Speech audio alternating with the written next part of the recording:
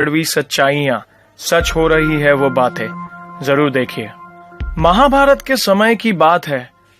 पांचों पांडवों ने भगवान श्री कृष्ण से कलयुग के बारे में चर्चा की और कलयुग के बारे में विस्तार से पूछा और जानने की इच्छा जाहिर की कि कलयुग में मनुष्य कैसा होगा, उसके विचार कैसे होंगे और उसे मोक्ष कैसे प्राप्त होगा। इन्हीं प्रश्नों का उत्तर देने के लिए भगवान श्री कृष्ण कहते हैं, तुम पांचों भाई वन में जाओ और जो कुछ भी दिखे वह आकर मुझे बताओ, मैं तुम्हें उसका प्रभाव बताऊंगा। पांचों भाई वन में गए। युधिष्ठिर महाराज ने देखा कि किसी हाथी की 2 सूंड हैं। यह देखकर आश्चर्य का पार न रहा। अर्जुन दूसरी दिशा में गए।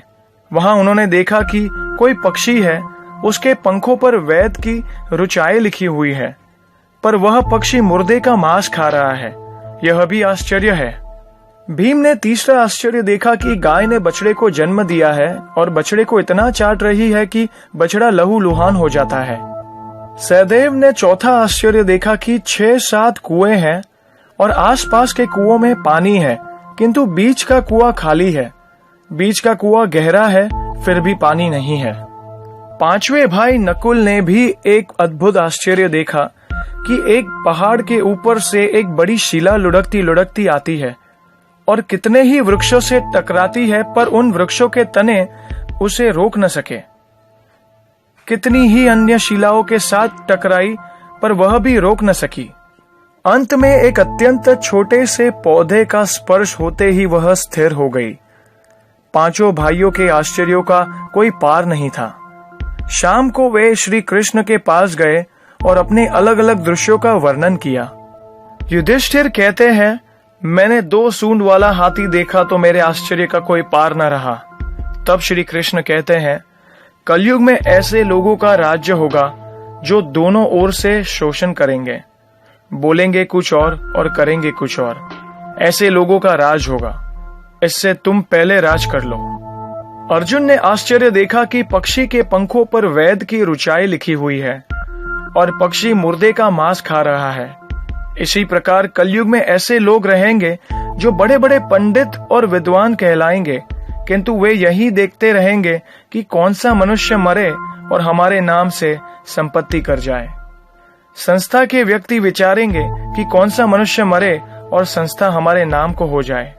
हर जाति धर्म के प्रमुख पद पर बैठकर विचार करेंगे कि कब किसका श्राद्ध है।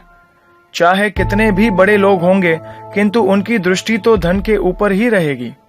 ऐसे लोगों की बहुतायत होगी जो परधन को हरने और छीनने को आतुर होंगे, और कोई कोई विरला ही संत पुरुष होगा। भीम ने तीसरा आश्चर्य देखा कि गाय अपने बछड़े को इतना चाटती है कि बछड़ा लहूलुहान हो जाता है। कलयुग का आदमी शिशुपाल हो जाएगा। बालकों के लिए इतनी ममता करेगा कि उन्हें अपने विकास का अवसर ही नहीं मिलेगा। किसी का बेटा घर छोड़कर साधु बनेगा तो हजारों व्यक्ति दर्शन करेंगे, किंतु यदि अपना बेटा साधु बनता होगा तो रोएंगे कि मेरे बेटे का क्या होगा। इतनी सारी ममता होगी कि उसे मोह माया और परिवार में ही बांध कर रखेंगे और उसका जीवन वहीं खत्म हो जाएगा। अंत में बेचारा अनाथ होकर मरेगा। वास्तव में लड़के तुम्हारे नहीं हैं, वे तो बहुओं की अमानत है।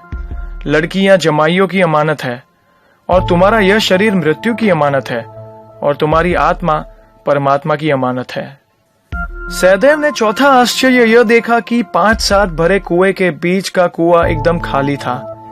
कलयुग में धनाढ्य लोग लड़के लड़की के विवाह में, मकान के उत्सव में, छोटे बड़े उत्सव में तो लाखों रुपया खर्च कर देंगे, परंतु पड़ोस में यदि भूखा प्यासा कोई होगा, वह नहीं देखेंगे कि उसका पेट भरा है या नहीं।